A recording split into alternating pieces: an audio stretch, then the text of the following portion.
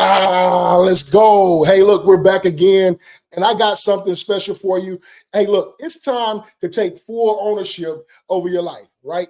And so I got to ask a question like, really, are you ready to take full ownership of your life? Are you ready to empower yourself? Like, are you ready to change your situation and circumstances? And if you are, this is the place to be. So, first of all, hey, look, this 28 Power Keys to Success. We're unloading, unpacking, unlocking, and unveiling every attribute and ability that you already possess for success. And if you want the book, make sure you go to the description, get the book, man. It's changing lives across the world, nationally and internationally. So I want you to have it, man. It's getting crazy.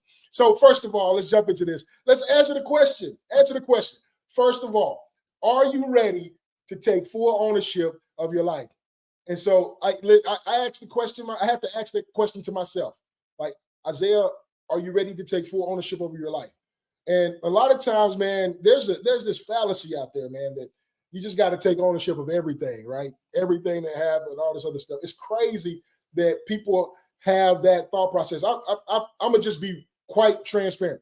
I'm not taking ownership for nothing that I'm not responsible for, right? And so I know a lot of people be like, "Oh man, that's messed up, Isaiah. You kind of just like deflecting." Nah, I'm not. I'm building you up. I'm giving you some tools that's going to change your situation and change your life. Because look, I have to be responsible for my feelings, my emotions, my thoughts. I have to be responsible for my actions, my attitudes, my behaviors. I have to be responsible for my words. I have to be responsible for all my finances, my family. I'm responsible for my stuff. That's my responsibility. And so when I talk about I'm not taking responsibility for anything that I'm not responsible for, I'm not taking ownership of it, I have to make sure I drive a wedge in between this thing, right? I got to make sure I drive a wedge. And so, first of all, when I talk about ownership, we really got to understand what ownership is. And just like the word leadership, when I talk about leadership, it always start with the leader. Ownership always start with the owner.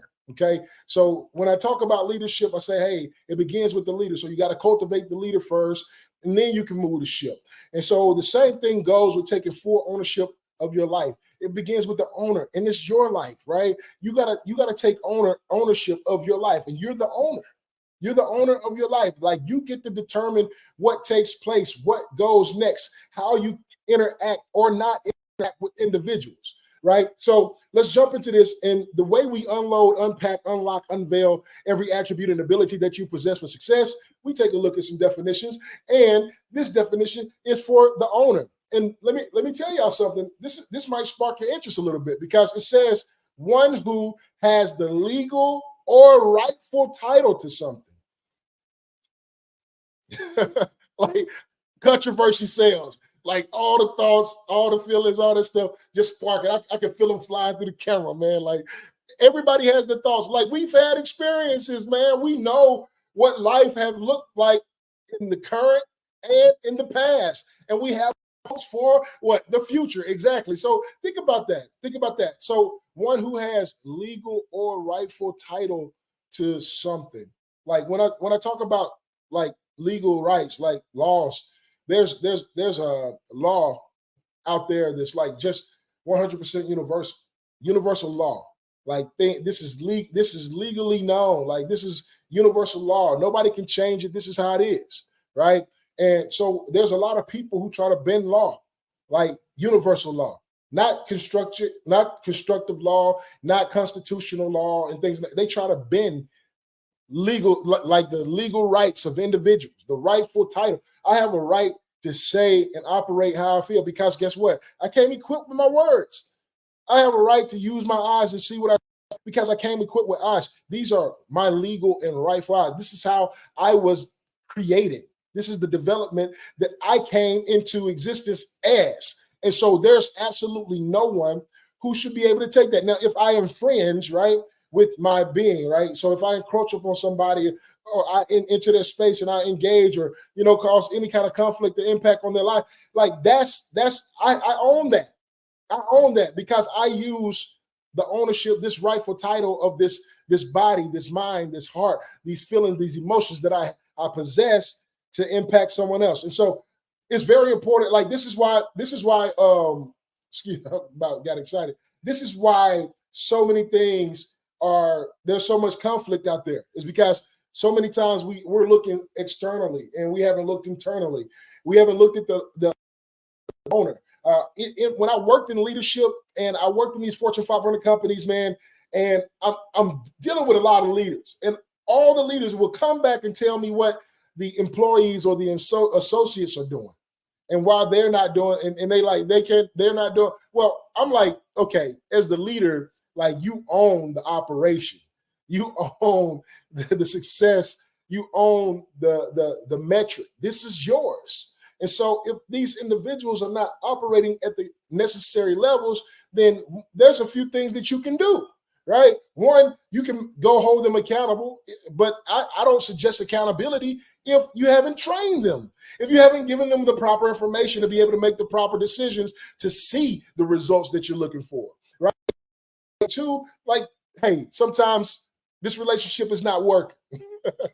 Like, I know that's the hard one, but like sometimes this relationship is not working. We have to go a different route, and maybe they can work in a different place, right? A different area within the same business, or maybe that business is not for them.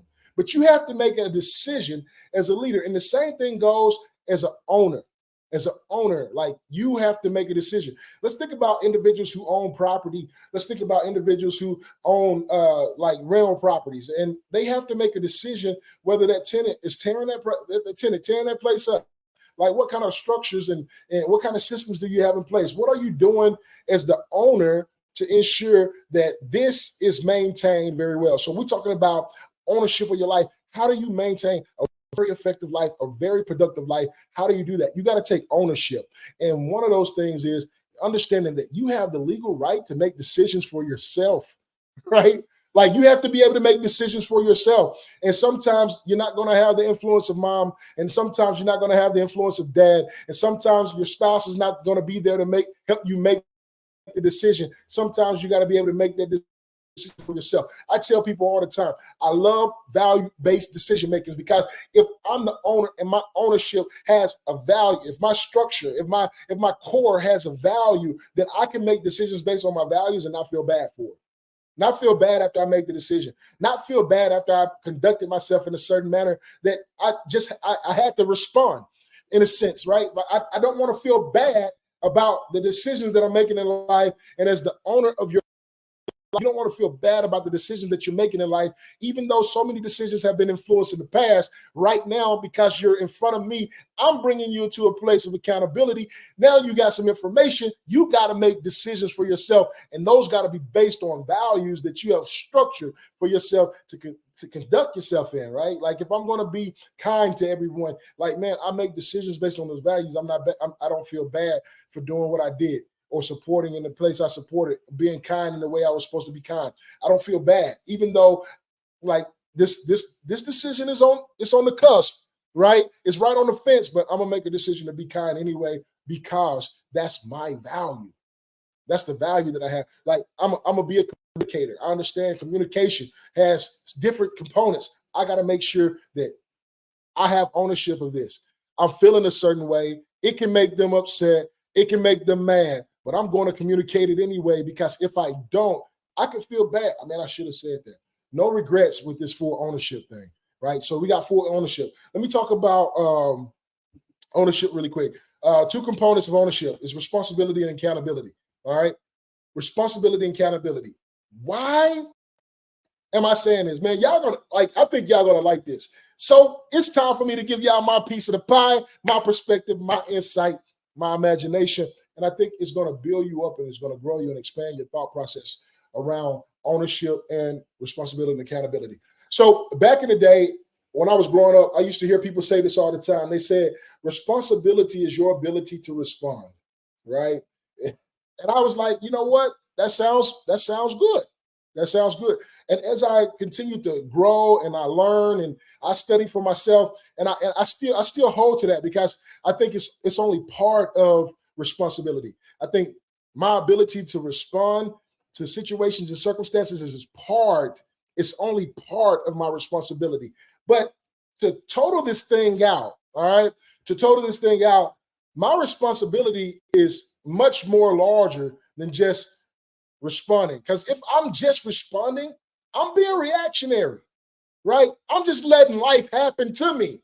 And that's not something that I want to do. That means I don't have ownership of my life if I'm always reactionary, right? If I'm always responding to something. That means something happened, then I'm responding.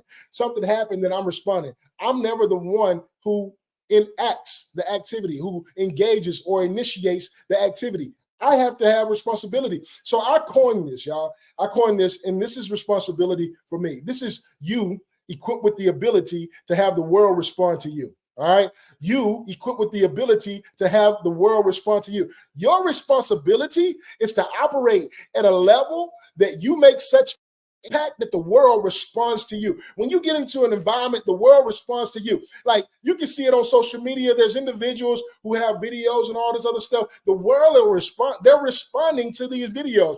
They got comments, they got likes, they got thumbs up, thumbs down, whatever it is. They sending out emojis, they sending out memes, they talking about it with their families. They're at the dinner table talking about it. Other people are doing other videos, they sharing it. There's a lot of things. You gotta take ownership. This is real ownership. Your ability to have the world respond to you. That's ownership. That's ownership. If we're always responding to the world and what's going on in the world, we're reactionary. And then that also gives us a sense that we don't have much vision for ourselves because we're always behind the trend. Something's happening, then I respond. Other things happen, then I respond. No, I'm finna act. I'm finna initiate this activity, and then the world can respond to me. And based on the response, I can respond then. Right. But I have to start controlling this thing for myself. Right. And so that's really important. That's why I tell people, man, my brand is something that really gave me full ownership of my life. Like I unload, I unpack, I unlock, I unveil every attribute and ability that I possess for success. I do that because these are the things that I possess. And I project these things out to get a response from the world. And based on that response, it can be lucrative. It can be, some of them can be favorable. Some can be not so favorable, but those things are risks, and we have risk in life. And I'd rather risk projecting myself out than holding everything in and then just responding to everything. And I'm not telling you to just go out and go crazy. You know what I'm saying? I'm telling you to have a proper balance, man. Because listen, when you hear as an individual who has ownership, you observe, right? And so you can take in information and then respond to that. And my ability to respond is also part of my ownership. But my ownership also have this other part that says, Isaiah, you have to initiate the conversation. Isaiah, you have to initiate the interaction. You have to initiate the business. You got to initiate the brand. You got to initiate the conversation, all these different things to create a response that you want from the world. That's your responsibility. And I hold accountability in the same stead. And this is the thing.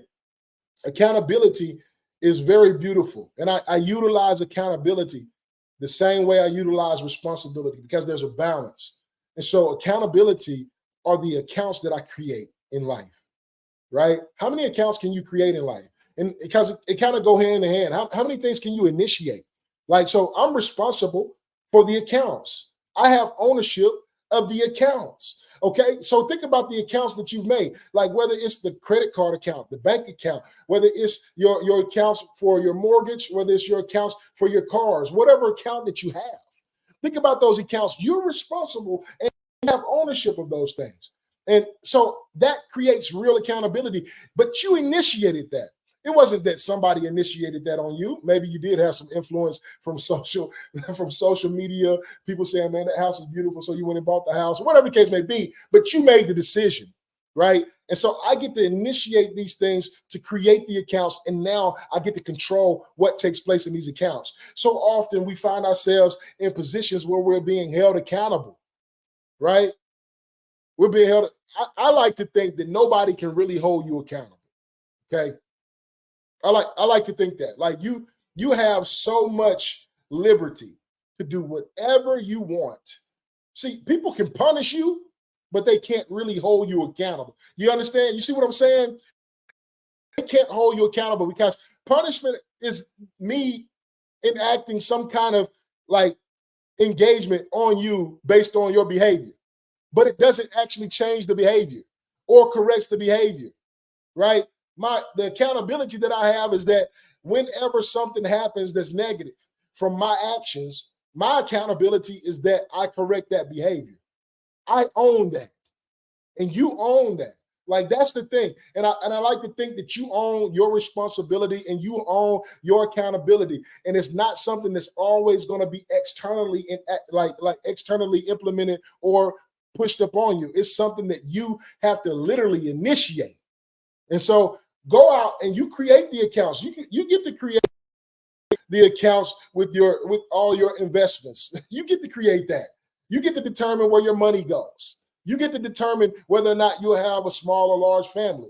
You get to create these accounts. Your relationships are accounts, and how you maintain those accounts will determine what level of ownership or how well you own you and your life. I know sometimes we get boggled down with so many different things, but sometimes we can slow down and speed up, y'all. Like, literally, we can slow down and speed up. When we understand these things, this is practical. This is not something that, like, this is not philosophy. This is literally practical.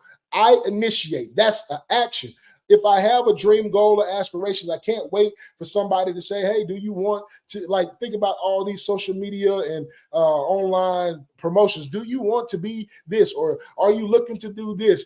Like, why am I waiting for somebody to ask me that question? Let me go do what I know I want to do. And if I don't have it already, let's continue to work on us. Let's continue to build. Let's continue to fortify the vision, right? And I hope that as you continue to listen to these conversations about the 28 power keys to success, that it will spark your pie. It will develop your pie, your perspective, your insight, and your imagination. And you can deliver that to the world, and you can add value to my view. You know what I'm saying? I tell people this all the time. What I know is only in part, but it's my piece of the pie, right? It's my piece of the pie. And I enjoy serving others my pie.